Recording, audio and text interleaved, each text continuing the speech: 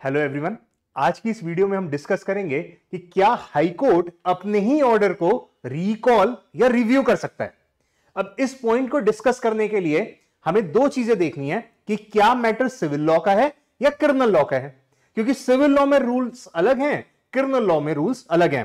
और ये इस पॉइंट को हम आज डिस्कस क्यों कर रहे हैं, क्योंकि अभी रिसेंटली इनफैक्ट यस्टरडे इटसेल्फ 8 तारीख को एक जजमेंट आई है सुप्रीम कोर्ट की, स्टेट ऑफ राजस्थान वर्सेस परमेश्वर लाल जोशी एंड अदर्स, जहां एसएलपी फाइल हुई थी सुप्रीम कोर्ट में, उसको डिस्पोज ऑफ किया है। जहां कोर्ट ने ये बोला, सो बेसिकली अब कोर्ट का मैं आपको फैक्ट्स बताता हूं केस के, देन उसके बाद इस लॉ पॉइंट को डिस्कस करेंगे। तो ये बेसिकली क्रिमिनल मैटर था, जहां पे राजस्थान के अंदर एक माइनिंग का लीज होल्डर था, उसको माइनिंग करने से रोका जा रहा था। उसने एफआईआर रजिस्टर कर दी, पुलिस ऑफिसर्स ने इन्वेस्टिगेशन करी नहीं एंड हाई कोर्ट में चला गया। फिर वो हाई कोर्ट में जाकर के बोला कि सर ये तो इन्वेस्टिगेशन, फेयर इन्वेस्टिगेशन कर ही नहीं रहे। इनफैक्ट पुलिस ने क्लोजर रिपोर्ट फाइल कर दी कि इन्होंने तो मतलब जो एक्यूज है उन्होंने कुछ किया ही नहीं है।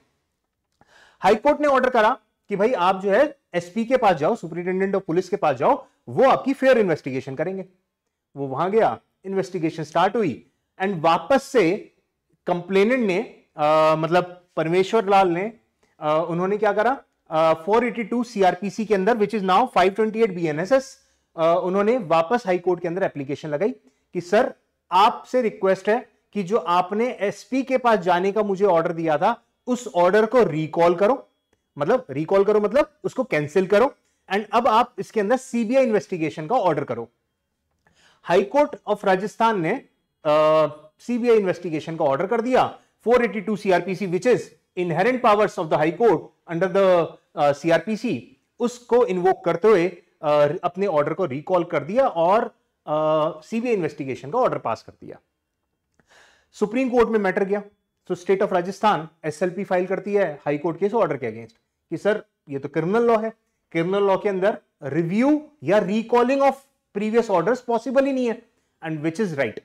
सुप्रीम कोर्ट ने यस्टरडे इटसेल्फ यहां पे जजमेंट सुनाई कि हाई कोर्ट का ये जो ऑर्डर है this is liable to be quashed, क्योंकि सीबीआई इन्वेस्टिगेशन का ऑर्डर कोर्ट पास नहीं कर सकता, क्योंकि पहले ही वो सुपरिटेंडेंट ऑफ पुलिस के पास जाने के लिए बेसिकली पुलिस इन्वेस्टिगेशन का ऑर्डर वो पास कर चुके हैं, तो इसलिए दैट इज नॉट पॉसिबल।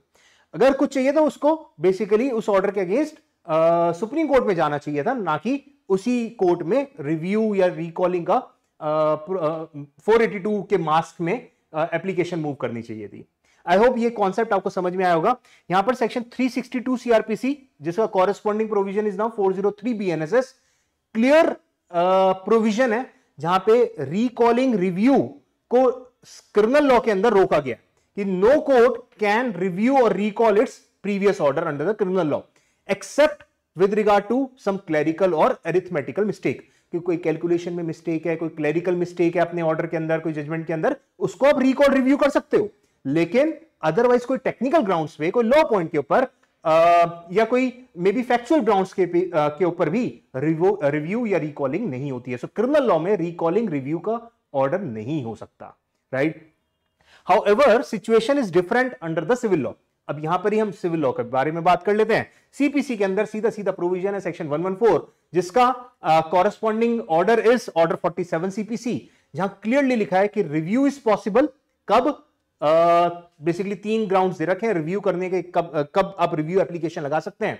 सबसे पहला ग्राउंड है कि जहां पर अपील का प्रोविजन ही नहीं है। सो बेसिकली अगर एक ऑर्डर के अगेंस्ट आप अपील में नहीं जा सकते तो आप उसके लिए रिव्यू में जा सकते हैं। दूसरा, जहां पर अपील अलाउड है पर अगर अभी तक आपने रिव्यू करी नहीं है, मतलब सॉरी अपील अलाउड है, आपने अपील करी नहीं है, तो आप रिव्यू की एप्लीकेशन लगा सकते हैं।